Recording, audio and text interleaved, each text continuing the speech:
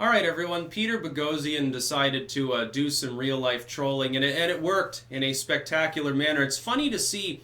Right now, the academics of the Western world are really pissed off at him. He's a philosopher, a high-level professor. I think it's Portland State University. He's got all sorts of other intellectuals right now penning letters in support of him. What he did was he took snippets from Mein Kampf, and he put feminist buzzwords in them, and basically far left, gobbledygook, and pumped it in there. So that it's basically the same, authoritarian eugenicist message, only it looks like a third-wave feminist tract.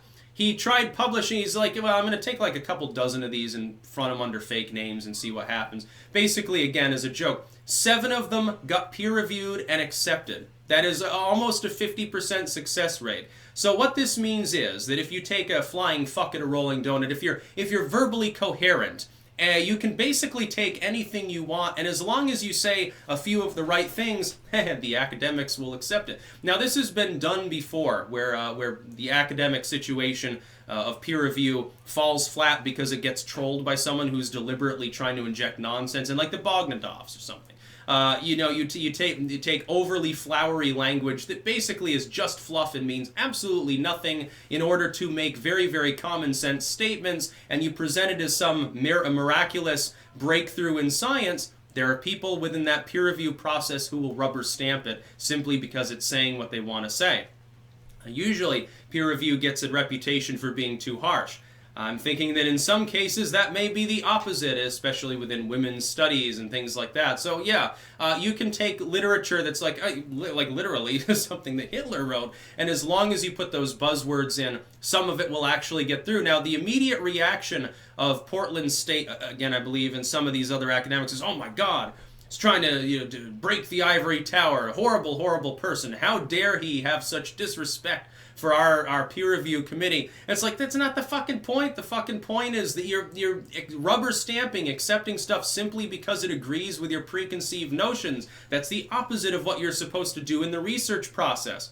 You're supposed to build a hypothesis, say, oh, I think here's a phenomenon, an idea, whatever. I'm building a hypothesis, now I'm going to go forth and study this, test it to the best of my abilities, develop it into a theory of sorts, and then present it to the world. We'll see what happens and have a healthy, scientific, rational, logical debate between people from different perspectives and try to come to some degree of consensus if that's possible to do. It could take centuries, but we're going to try. That's how you research things. That's logic and reason. It's what built Western civilization. Instead, what you've got are a bunch of stuffy so-called academics that want preconceived notions within a political spectrum to be fronted as though they were inevitably true and not challenged at all. That's not science.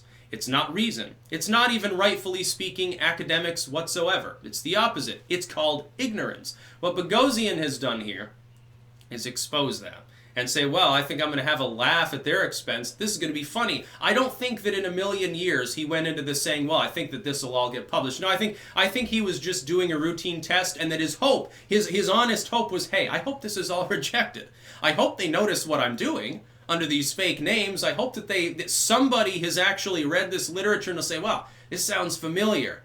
Oh my God. I think he was hoping that.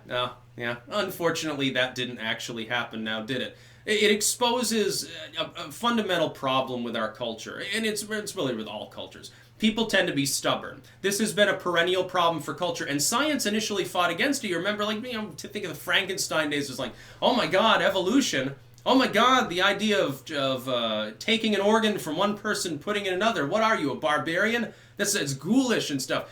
Pretty much everything that's been the theory of the atom, fucking gravity, everything else under the sun was pushed back against by one group or another. Like even when the religion was trying to persecute people that said, no, the Earth is not the center of the universe. Oh my God, you heretic. Now, of course, the ancients already knew it, but there were people at the time who, for particularly political reasons, masquerading as religious ones usually, because the Bible said nothing about this, would persecute people. They just didn't like the individuals. So if you say the wrong things, it doesn't matter how well researched and well written it is, you'll be shot down. If you say the right things, at least in some cases, it'll go through, even if it's total bullshit, even if you've plagiarized Mein Kampf. So there, Boghossian has thoroughly trolled these people, and infinite yucks are had. That's about all. Peace out.